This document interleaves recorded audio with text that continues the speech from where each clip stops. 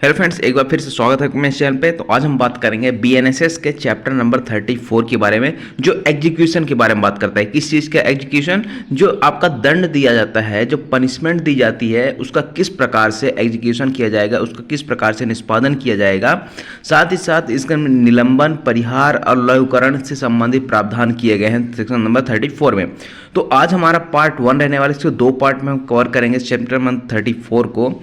आज के सेक्शन में देखेंगे सेक्शन नंबर 453 से लेकर 471 तक के प्रोविजन के बारे में। इसके आगे का प्रोविजन हम देखेंगे अगले पार्ट में, ठीक है। तो यहाँ पे क्या बताया गया है कि मृत्यु दंड का वारंट कैसे जारी होगा, यानी कि अगर किसी को मृत्यु दंड दिया जाता है तो इसका मतलब ये नहीं कि तुरंत उसको फांसी पर चढ़ा दिया जाए। उसके लिए एक प्रक्रिया बताई गई है कि उसका किस प्रकार से निष्पादन किया जाएगा। उसके लिए प्रॉपर वारंट जारी किया जाएगा। कौन उसका निष्पादन करेगा, सेशन करेगा या हाई कोर्ट करेगा, यहाँ पे इस चीज़ के बारे में यहाँ पे आपको देखने को मिलेगा। साथ साथ अगर जुर्माना की बात की जाए तो जुर्माना किस प्रकार से वसूला जाएगा विद केस लो यहाँ पे हम कवर करने वाले हैं। तो बने रहेंगे इन तक हमारे साथ। तो चलिए स्टार्ट करते हैं। इस वीडियो को लाइक करें, हमारे चैनल को सब्सक्राइब कर बेल आइकन जरूर प्रेस करें हमारी न्यू वीडियो सबसे पहले देखने के लिए। अब यहाँ पे अगर हम बात करें चैप्टर नंबर 34 की, तो इसमें चार चीज़ें बताई गई हैं। पहला क्या कहता है, दंडादेशों का निष्पादन। अगर दंड दिया गया है तो उसका निष्पादन किस तरीके से किया जाएगा। दूसरा कि उसका निलंबन कैसे किया जाएगा, यानी सस्पेंशन ऑफ सेंटेंस के बारे में हमने एक सेक्शन और पढ़ी थी, शायद 430 पढ़ा था, ठीक है। अब अगर आप देखोगे सेक्शन नंबर 430, वहाँ पे क्या बताया गया है कि अपील लंबित रहने तक दंडादेश का निलंबन, वहाँ पर एक सस्पेंशन की बात करता है। दूसरा यहाँ पे आता है यहाँ परिहार, तीसरा, और उसके बाद लास्ट आता है चौथा नंबर लघुकरण के बारे में, यानी कि निष्पादन, निलंबन, परिहार और लघुकरण, ये चार चीज़ें आपको देखने को यहाँ पे मिलने वाली है। धारा 453 से लेकर धारा 477 तक में यहाँ पे बताया गया प्रावधान किया गया है। इसको अगर हम डिवाइड करें डायग्राम के फॉर्म में, लेकिन उससे पहले यदि आपको कोई डाउट होता है तो आप मुझे इस इंस्टाग्राम अकाउंट पे फॉलो कर सकते हैं। वहाँ पे आप मुझे मैसेज कर सकते हैं, आपके सारे डाउट क्लियर कर दिए जाएंगे।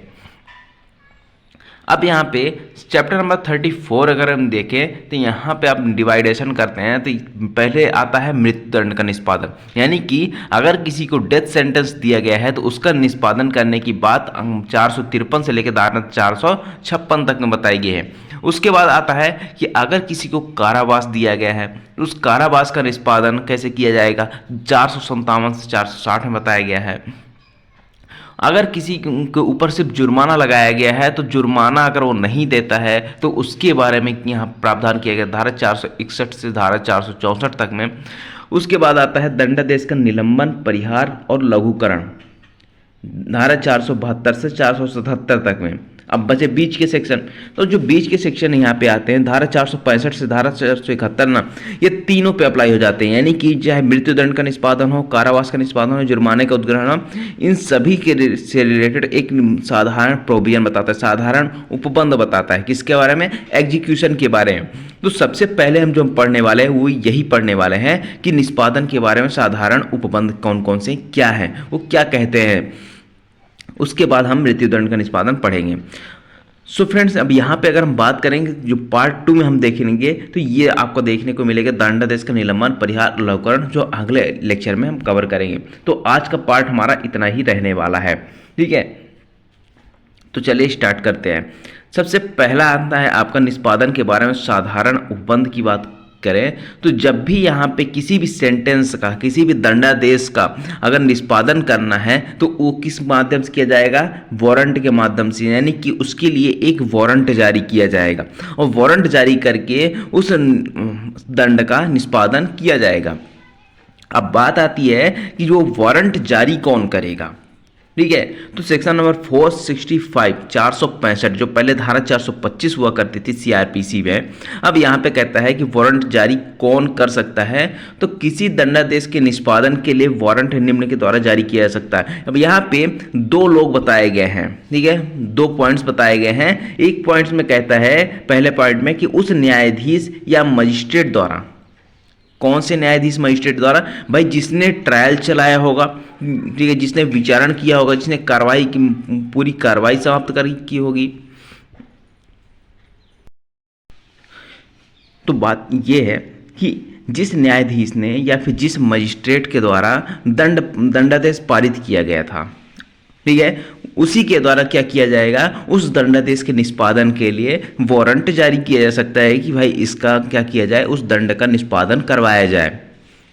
दूसरा आता है उसके पद उत्तरवर्ती द्वारा। मान लीजिए ए नाम का जो मजिस्ट्रेट था, इसने दंड दिया, ठीक है। अब दंड देने के बाद इसका क्या हो जाता है ट्रांसफर, कहीं और ट्रांसफर हो गया, तो एक ही जगह पे भाई कोई और आएगा, जो कोर्ट है वो खाली तो रहेगी नहीं, तो यहाँ पर क्या होगा, एक ही जगह पे कोई और आएगा, तो वो कौन कहलाएगा, इसका पद उत्तरवर्ती कहलाएगा। यानी एक पद उत्तरवर्ती कौन कहलाएगा, मान लीजिए बी आता है, यहाँ पे बी नाम का मजिस्ट्रेट आता है, तो बी क्या करेगा, इस दंड का निष्पादन करवाने के लिए ना एक वारंट जारी करेगा। बात समझ में आ गई। या तो उस जो दंडादेश पारित किया गया था जिसके द्वारा, उसके द्वारा क्या किया जाएगा, वारंट जारी किया जाएगा, या फिर उसके पद उत्तरवर्ती जो सक्सेसर होगा उसका, ठीक है, तो उसके द्वारा क्या किया जाएगा, वारंट जारी किया जाएगा। आगे बात समझ में। ये आपका सभी जितने भी दंडादेश दिए जाते हैं, चाहे किसी भी प्रकार का दंडादेश हो, सभी के लिए बात करता है, ठीक है। तो यहाँ पे चाहे कोई भी दंडादेश हो, अगर उसका निष्पादन करना है तो वारंट जारी ही किया जाएगा।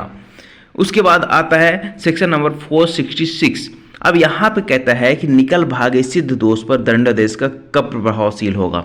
यानी कि जिसको पकड़ा गया था, ठीक है, ए नाम का बंदा था, उसको पकड़ा गया था, जेल में था, जब यहाँ पे सिद्ध दोष किया गया तो ए जो है फरार हो गया, भाग गया, ठीक है।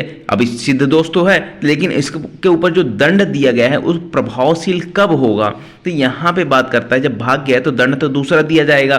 तो क्या दंड जो दिया जाएगा दूसरा, वो कब होगा जाएगा, कब से, तो यहाँ पे कहता है कि ऐसा व्यक्ति जो सिद्ध दोष होते हुए निकल भागा है, यानी कि उसको, वो तो सिद्ध दोष है, कन्विक्टेड है, फिर भी वो क्या है, निकल भागा, यानी फरार हो गया, और उसे मृत्यु, आजीवन कारावास या जुर्माने का दंडादेश है तो वह तुरंत प्रभावी होगा। यानी कि यदि उसको मृत्यु दंड दिया गया है, या फिर आजीवन कारावास दिया गया है, या फिर जुर्माने का दंडादेश है, तो क्या हो जाएगा, वो तुरंत ही प्रभाव में आ जाएगा और तुरंत प्रभावी हो जाएगा, उसका एग्जीक्यूशन करवाया जाएगा।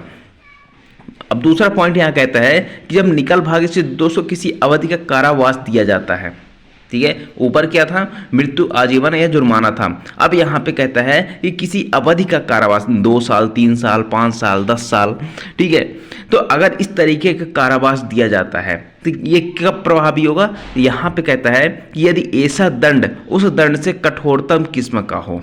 यानी कि जो पहले उसको दंड दिया गया था, ठीक है, पहले जो दंड दिया गया था, जब निकल भागा था, उस टाइम पे जो दंड भोग रहा था, ठीक है, वो दंड एक हो गया, और एक अभी का दंड हो गया, यानी कि बाद में जो उसको दंड मिला है। अगर बाद वाला दंड क्या है, कि कठोर है, दंड है पहले वाले से, तो फिर क्या किया जाएगा, जो बाद वाला दंड है वो तुरंत प्रभावी होगा, यानी नया दंड जो है तुरंत प्रभावी हो जाएगा।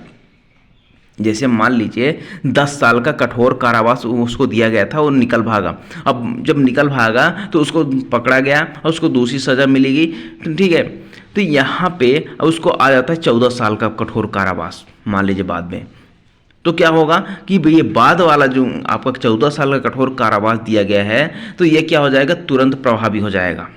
वहीं अगर हम बात करें कि यदि ऐसा दंड उस दंड से कठोरतम किस्म का ना हो, तो पुराने दंड भोग लिए जाने के बाद नया दंड प्रभावी होगा। यानी कि अगर अभी तो मान क्या किया गया था, जब भागा था, ठीक है, जो अपराधी था भाग गया था, वो कितना दंड उसको मिला था, 10 वर्ष का कठोर कारावास, ठीक है। बाद में जब भागा उसके बाद इसको सजा कितनी मिली, इसको मिली 5 साल की। तो यहाँ पे बाद वाला जो दंड दिया जा रहा है वो कठोरतम तो है नहीं, कठोरतम नहीं है ना, पहले वाला ज़्यादा कठोर है। तो यहाँ पे कहता है कि ये जो कठोर कारावास है ना, ये पहले भोग लिया जाएगा, उसके बाद ये प्रभावी होगा। उसके बाद आता है 467। यहाँ पे कहता है कि ऐसे अपराधी को दंडादेश जो अन्य अपराध के लिए पहले से दंडादिस्त है, यानी कि जिसको पहले से क्या किया गया है, दंड दिया गया है और दंड भोग रहा है। वो ऊपर वाले में क्या था, वो भाग गया था, अब इसमें क्या बताता है कि भाई वो जेल में ही है, ठीक है, और उस जेल में रहते हुए उसको दूसरा दंड दिया जा रहा है, दूसरे अपराध के लिए दंड दिया जा रहा है। तो यहाँ पे कहता है कि जब कोई पहले से दंडादेश भोग रहा हो और उसे 50 वर्षीय दोषित पर कारावास या आजीवन कारावास का दंडादेश दिया जाता है, ठीक है, तब न्यायालय ये निर्धारित करेगा कि बाद वाला दंड पहले वाले के साथ भोगा जाएगा या पहले वाले दंड के व्यतीत हो जाने के बाद प्रारंभ होगा। ये न्यायालय के ऊपर डिपेंड करता है, ठीक है। ए नाम का व्यक्ति था, वो कहाँ है, पहले से जेल में है, वो कारावास भोग रहा है। मान लीजिए उसको 3 साल की सजा हुई थी और 3 साल जेल में था और उसी बीच इसने कुछ और अपराध किया और किसी और अपराध के लिए इसको पनिश किया गया और उस पनिशमेंट में या तो उसको और कारावास दिया गया होगा, मान लीजिए 2 साल, 5 साल, 10 साल या फिर आजीवन कारावास दिया गया। तब यहाँ पे न्यायालय डिसाइड करेगा कि ये जो 3 साल का है, ये 3 साल बीत जाने के बाद वो स्टार्ट होगा बाद वाला दंड या फिर इसी के साथ भोगा जाएगा, साथ साथ चलेगा। ये कौन डिसाइड करेगा, ये न्यायालय डिसाइड करेगा। अब यहाँ पे कहता है लेकिन मान लीजिए वो है व्यक्ति पहले से आजीवन कारावास में है, ठीक है, तो और तत्पश्चात दंड कारावास या आजीवन कारावास का फिर से उसको दिया जाता है, तो क्या किया जाएगा। तो यहाँ पे कहता है साथ साथ भोगा जाएगा इसका, ठीक है, क्योंकि आजीवन कारावास में तो एक बार पहले से ही है। आजीवन कारावास का मतलब क्या होता है कि उसकी जितने जीवन बचा है वो कहाँ बिताएगा, वो जेल के अंदर बिताएगा। अब इसको मान लीजिए दोबारा आजीवन कारावास भी मिल रहा है तो क्या मतलब है, उसका दूसरे जन्म का तो होगा नहीं कि दूसरा जन्म होगा तुम्हारा फिर आजीवन कारावास में तुमको डाल दिया जाएगा, भाई जन्म तो एक ही है ना। तो यहाँ पे उसका आजीवन कारावास अगर पहले से भोग रहा है ना, तो उसको कोई भी कारावास दिया जाए, चाहे आजीवन कारावास भी दिया जाए, तो साथ साथ ही भोगा जाएगा। ये तो जाहिर सी बात है भाई। ये है आपका धारा 467। अब उसके बाद आता है धारा 468। धारा 468 की बात करें यहाँ पे तो ये कहता है कि अभियुक्त द्वारा भोगे निरोध की अवधि का कारावास के दंडादेश के विरुद्ध मुजरा किया जाना। मुजरा यानी कि सेट ऑफ होता है। आप सीपीसी में देखोगे तो सीपीसी में भी आपको सेट ऑफ का यहाँ पे प्रावधान मिल जाएगा, जो आपका ऑर्डर 8 है, आदेश 8 है, वहाँ पर आपको ये मुजरा का प्रावधान देखने को मिल जाएगा सेट ऑफ करने का। अब उस सीपीसी में देखें तो सीपीसी में सेट ऑफ में किसके बारे में किया जाता है, धन के बारे में, यानी मनी के बारे में, पैसे के बारे में। लेकिन यहाँ पे क्या किस चीज़ के बारे में बात करता है, कारावास के बारे में, ठीक है। तो मुजरा होता क्या है, तो सबसे बेसिक सी चीज़ जान लीजिए कि यहाँ पे मान लीजिए ए नाम का व्यक्ति है, इसके ऊपर कार्रवाई की जाती है, आपराधिक कार्रवाई, ठीक है। इसने कुछ अपराध कर दिया मान लीजिए। अब यहाँ पे क्या होता है कि इसका इन्वेस्टिगेशन भी होगा, इंक्वायरी भी होगी और ट्रायल भी होगा। तो हो सकता है कि इंक्वायरी, इन्वेस्टिगेशन और ट्रायल के दौरान वो कुछ समय के लिए जेल में भी रहा हो। मान लीजिए कि ये 1 साल जेल में था, ठीक है। अब जब दंडादेश पारित किया गया इसके विरुद्ध, जब फाइनली इसके विरुद्ध निर्णय दिया गया, तो निर्णय में क्या सुनाया गया कि ए को 3 साल की सज़ा सुनाई जाए, 3 साल की सज़ा, ठीक है, सज़ा सुनाई जाती है। तो अब यहाँ पे 1 साल तो इसने जेल में पहले ही व्यतीत कर लिया। कब, इन्वेस्टिगेशन के दौरान हो सकता है और इंक्वायरी के दौरान या ट्रायल के दौरान। तो क्या किया जाएगा, इस 3 साल में से 1 साल माइनस कर दिया जाएगा, बचेगा 2 साल। तो अब इसको 2 साल के लिए कारावास में डाला जाएगा।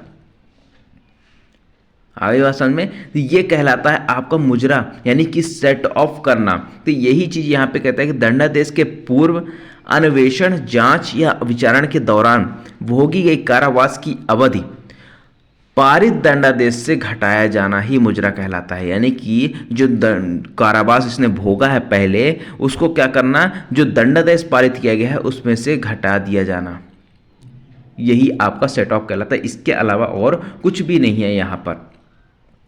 उसके बाद आता है सेक्शन नंबर 470 यानी 470। यहाँ पे कहता है कि दंडादेश के निष्पादन पर वारंट का लौटाया जाना। अब देखो, हमने सबसे पहली धारा इसकी पढ़ी थी कि क्या किया जाना, अगर दंडादेश का निष्पादन कराना है तो उसके लिए क्या किया जाता है, वारंट जारी किया जाता है। वारंट कौन जारी करता है, या तो आपका जो न्यायाधीश दंडादेश पारित करता है उसके द्वारा वारंट जारी किया जाएगा मजिस्ट्रेट के द्वारा, या फिर उसके पद उत्तरवर्ती द्वारा वारंट जारी किया जाता है।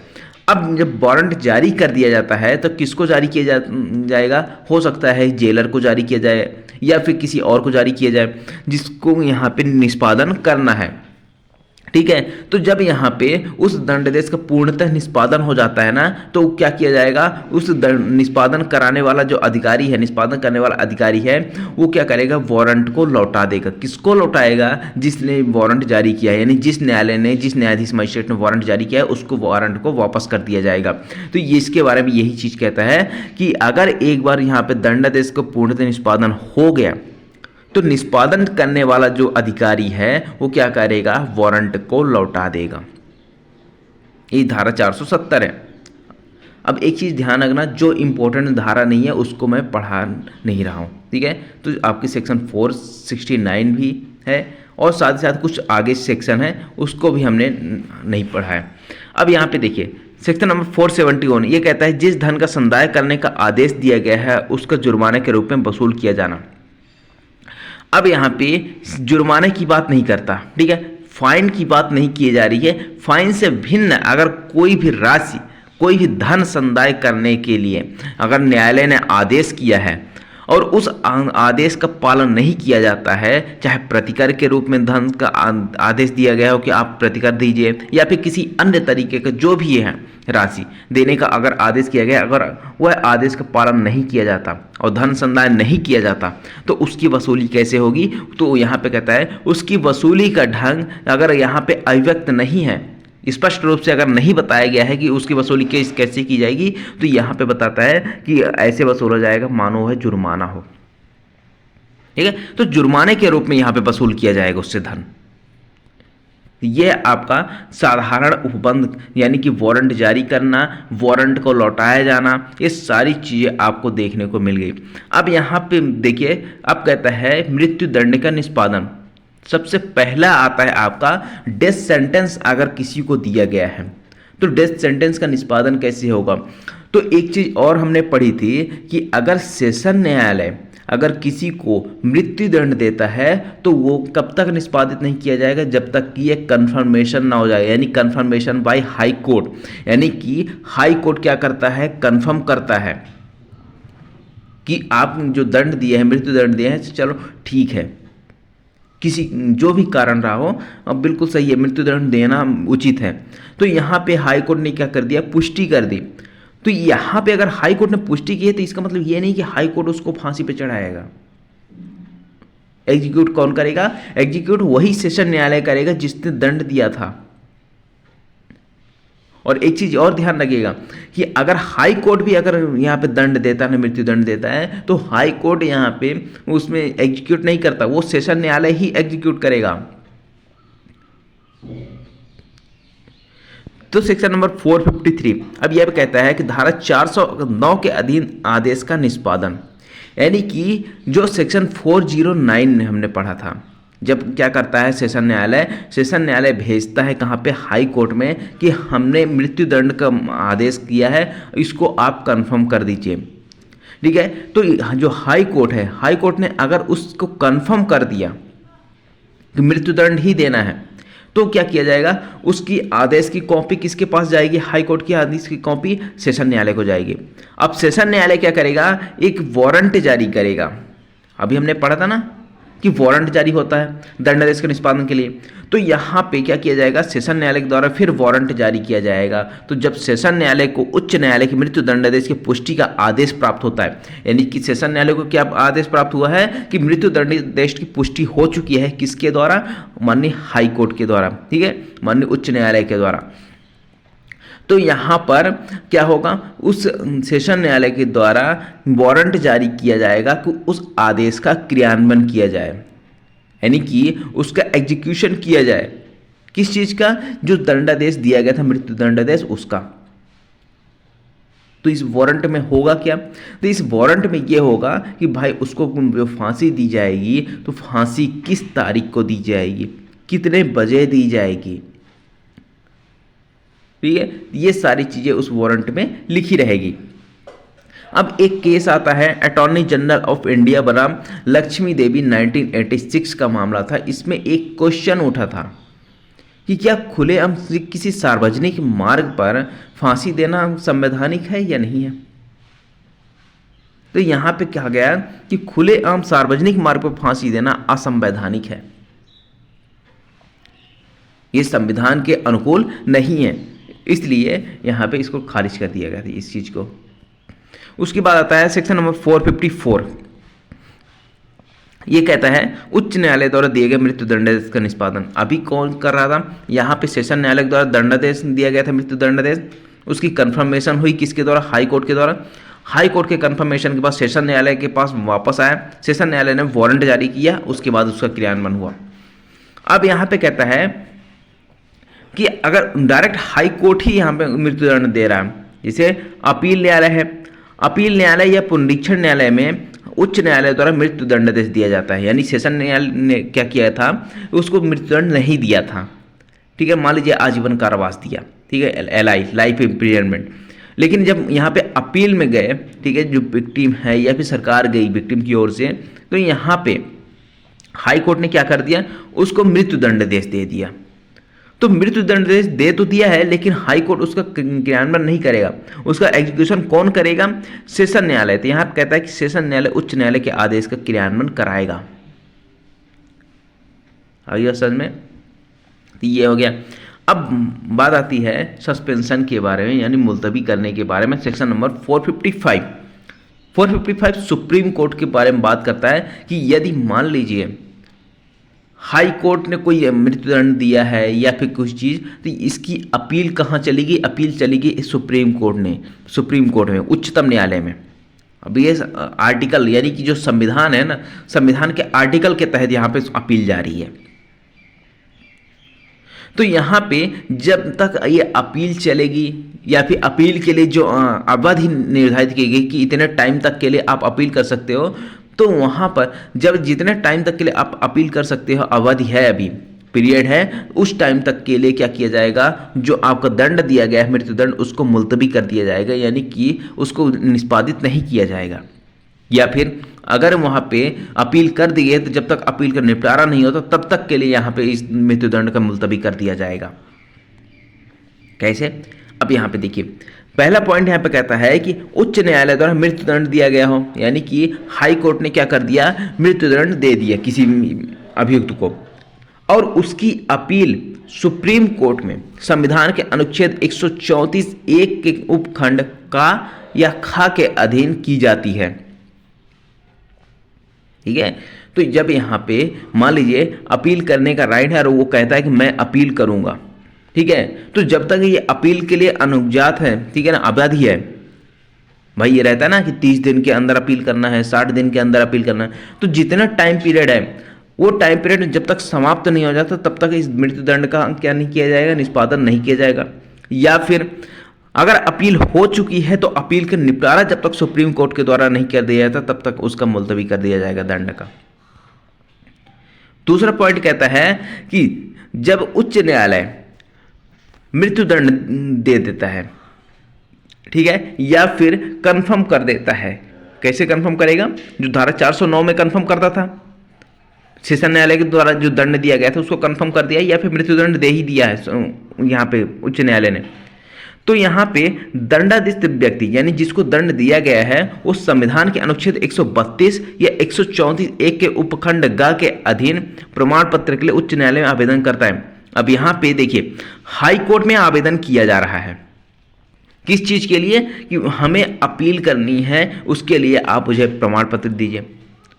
तो जब तक ये अपील जो मुलतवी किया जाएगा, जब तक कि आवेदन का निपटारा नहीं हो जाता या प्रमाण पत्र पर उच्चतम न्यायालय को अपील करने के लिए अनुज्ञात अवधि समाप्त नहीं हो जाती, यानी कि हाई कोर्ट ने प्रमाण पत्र दे दिया, सर्टिफिकेट दे दिया कि आप जाओ अपील में, ठीक है, तो अपील के इसमें भी एक वो होगी, टाइम पीरियड होगा कि इतने टाइम पीरियड के अंदर आपको अपील करना है, तो जब तक वो टाइम पीरियड समाप्त नहीं होता तब तक के लिए मुलतवी कर दिया जाएगा। ठीक है। या फिर तीसरा नंबर कहता है कि उच्च न्यायालय तो जब मृत्युदंड दिया गया है या पुष्टि की गई है और उच्च न्यायालय का समाधान हो जाता है, यानी कि हाई कोर्ट को यहाँ पे उसका समाधान करवाया जाता है दंडाधीश व्यक्ति के द्वारा कि मुझे क्या करना है, यहाँ पे अपील प्रस्तुत करनी है। ठीक है। तो दंडित व्यक्ति संविधान के अनुच्छेद 136 के अधीन विशेष इजाजत याचिका उच्चतम न्यायालय में प्रस्तुत करना चाहता है। ये क्या करता है, ये समाधान करता है किसका, हाई कोर्ट का। यानी कि अगर मुझे इतना ऐसा दंड दिया गया है तो मैं क्या कर रहा हूँ, हाई कोर्ट से यहाँ पर निवेदन कर रहा हूँ कि मुझे विशेष याचिका यानी कि SLP स्पेशल लीव पिटिशन मुझे दाखिल करना है सेक्शन आर्टिकल 136 के तहत। इसलिए क्या किया जाए, जो मृत्युदंड है उसका मुलतवी कर दिया जाए। तब यहाँ पे जो अवधि यहाँ पे अनुज्ञात है उसके लिए क्या कर दिया है, उतने टाइम तक के लिए मुलतवी कर दिया जाएगा मृत्युदंड का निष्पादन। ये बात होती। उसके बाद आता है यहाँ पे लघुकरण करने की। लघुकरण से संबंधित यहाँ पे एक छोटा सा प्रावधान है, बाकी हम अगले पार्ट में पूरा का पूरा डिटेल में समझेंगे कि लघुकरण क्या होता है, परिहार क्या होता है, ठीक है, निलंबन कैसे किया जाता है, वो सारी चीज़ें यहाँ पे देखने को मिलेगी। अब धारा 456 क्या कहता है कि गर्भवती महिला को मृत्युदंड का लघुकरण किया जाना। यानी कि कोई महिला है, ए नाम की कोई महिला है, इसके ऊपर किसी गंभीर अपराध का आरोप लगाया गया और यहाँ पे इसका विचारण किया गया। विचारण में क्या किया गया, यहाँ पे इसको मृत्युदंड दिया गया। ठीक है, विचारण में इसको क्या कर दिया गया, मृत्युदंड दे दिया गया। अब बाद में जब मृत्युदंड दिया गया तो पता चला कि ये जो महिला है ये क्या है, प्रेग्नेंट है, ये गर्भवती है।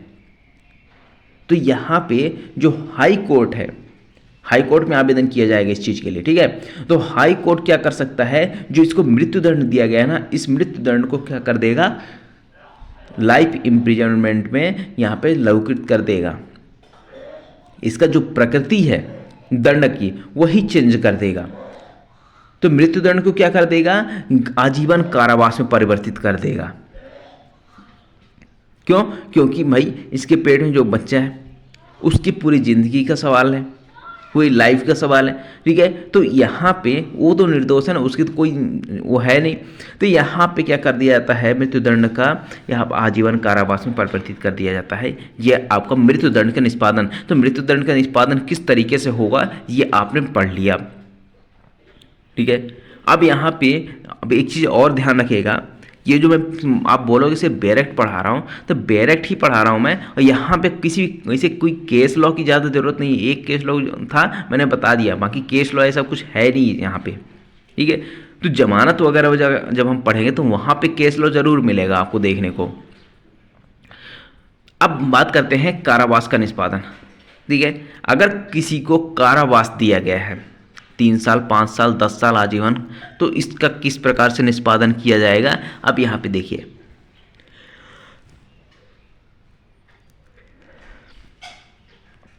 धारा 457 ये कहता है कि कारावास का स्थान नियत करने की शक्ति। भाई अगर किसी को कारावास दिया जा रहा है तो उसको जेल में रखा जाएगा। कौन से जेल में रखा जाएगा, किस स्थान पर रखा जाएगा उसको, तो ये डिसाइड करने का पावर किसके पास है, ये स्टेट गवर्नमेंट के पास है। स्टेट गवर्नमेंट डिसाइड करेगी कि किसको कहाँ पे रखना है, कौन से जेल में रखना है, ये सारी चीज़ें। तो यहाँ पे कहता है कि स्टेट गवर्नमेंट यहाँ पे डायरेक्शन देगी कि कारावासित व्यक्ति यानी जिसको कारावास दिया गया है उसको किस स्थान में परिरुद्ध किया जाएगा, किस स्थान में डिटेन करके रखा जाएगा। ठीक है, तो ये कारावास स्थान करने का वो शक्ति बताता है कि पावर बताता है कि किसको है ये पावर। तो आपको ये ध्यान रखना है, स्टेट गवर्नमेंट को ये प्री में जरूर पूछा जा सकता है। ठीक है, उसके बाद आता है सेक्शन नंबर 458। ये कहता है कि कारावास के दंडादेश का निष्पादन, यानी कि कारावास का जो दंडादेश दिया गया है उसका निष्पादन करने की। तो जहां से धारा 453 द्वारा उपबंधित मामलों से भिन्न, धारा 453 में हमने क्या पढ़ा था कि मृत्युदंड के बारे में पढ़ा था, और मृत्युदंड से भिन्न अगर यहाँ पे मामला आता है तो यहाँ पे अगर उस व्यक्ति को आजीवन कारावास या फिर किसी अवधि के लिए 2 साल, 5 साल, 10 साल का कारावास दिया गया है, तब वहाँ दंड देने वाला न्यायालय उससे जेल या अन्य स्थान को परिरुद्ध है जहाँ परिरुद्ध किया जाना वारंट के साथ उसे भेजेगा। अब सिंपल सी बात इतना इसमें ये है कि अगर जिस न्यायालय ने दंड दिया है, ठीक है, और जिस स्थान पर रखा जाना है उसको, उस स्थान के लिए क्या किया जाएगा, वारंट जारी किया जाएगा और वारंट के साथ उस अभियुक्त को उस स्थान में भेजा जाएगा जहां पे उसे परिरुद्ध किया जाना है या फिर पहले से वह परिरुद्ध है, उसके लिए क्या किया जाएगा, वारंट के साथ उसे भेज दिया जाएगा। उसके बाद आता है निष्पादन के लिए वारंट का निर्देशन। प्रत्येक वारंट उस अधिकारी को निर्दिष्ट होगा। यहाँ पे कहता है कि जो वारंट जारी तो किया जाएगा, लेकिन वारंट किसको दिया जाएगा, किसको सौंपा जाएगा कि उसका एग्जीक्यूशन करवाया जाए। तो यहाँ पे कहता है कि जो जेल है, ठीक है, या फिर अन्य स्थान जहाँ पे उस व्यक्ति को, अभियुक्त को रखना है डिटेन करके, उस स्थान का कोई इंचार्ज तो होगा, ठीक है, भार साधक अधिकारी होगा, उसको क्या कर किया जाएगा, वहाँ पे जहाँ पे बंदी परिरुद्ध है, परिरुद्ध किया जाना है, उसको क्या कर दिया जाएगा, ऐसा वारंट दिया जाएगा, ठीक है। तो वारंट में निर्देशन रहेगा ना, डायरेक्शन रहेगा, तो डायरेक्शन किसको दिया जाएगा, डायरेक्शन भार साधक अधिकारी को दिया जाएगा। और वारंट किसको सौंपा जाएगा, ये अगली धारा बताते हैं, धारा 460, ये कहता है कि जब बंदी जेल में परिरुद्ध किया जाना है तो वारंट जेलर को प्रस्तुत किया जाएगा, कि जेलर को दिया जाएगा, भाई इसका एग्जीक्यूशन कराओ। जब एग्जीक्यूशन हो जाएगा तो एग्जीक्यूशन होने के बाद आप क्या करोगे, ये हमें लौटा दोगे वापस। ये तो हो गई आपका मृत्युदंड भी हो गया, कारावास भी हो गया। अब बात आती है जुर्माना। अगर किसी के ऊपर जुर्माना लगाया गया है और जुर्माना वह व्यक्ति नहीं देता है तो किस प्रकार से वसूला जाएगा, ये सेक्शन नंबर 461 कहता है। सिर्फ यही धारा इसमें इंपॉर्टेंट है, बाकी और इंपॉर्टेंट नहीं है, ठीक है। यहाँ पे कहता है जब किसी अपराधी को जुर्माने का दंडादेश दिया गया हो और वह उसका संदाय ना करे, यानी जुर्माना वो देने में व्यतिक्रम करते दे ही ना, तब किस प्रकार से वसूला जाएगा, तो भाई उसकी प्रॉपर्टी होगी। प्रॉपर्टी कौन सी होगी, या तो आपकी मूवेबल प्रॉपर्टी होगी या फिर आपकी इमूवेबल प्रॉपर्टी होगी, यानी कि किसी जंगम संपत्ति होगी तो अगर उसकी कुर्की और विक्रय करने के लिए वारंट जारी किया जाएगा। दूसरा आता है कि व्यतिक्रमी की, यानी जो व्यतिक्रम कर रहा है उसकी जंगम संपत्ति या स्थावर संपत्ति या दोनों से भू राजस्व के बकाये के रूप में जिले के कलेक्टर को प्राधिकृत करते हुए वारंट जारी किया जाएगा। यानी ऐसा वारंट जारी किया जाएगा कि उसके ऊपर जो भी, या उसकी जो अगर मान लीजिए स्थावर संपत्ति है, ठीक है, उससे भू राजस्व के बकाया के रूप में उससे वसूला जाए। ये किसको जारी किया जाएगा, वारंट। वारंट ये कलेक्टर को जारी किया जाएगा, यानी उस जिले के कलेक्टर को। तो यह आपको जुर्माने के उद्ग्रहण के लिए किस प्रकार से वसूला जाएगा, बाकी इसमें ज़्यादा इंपॉर्टेंट नहीं। अगला पार्ट हम जो पढ़ने वाले बहुत ही ज़्यादा इंपॉर्टेंट है, वो है आपका निलंबन, परिहार और लघुकरण के बारे में, ठीक है। तो मिलते हैं अगले लेक्चर में, तब तक के लिए बने रहेंगे हमारे चैनल के साथ।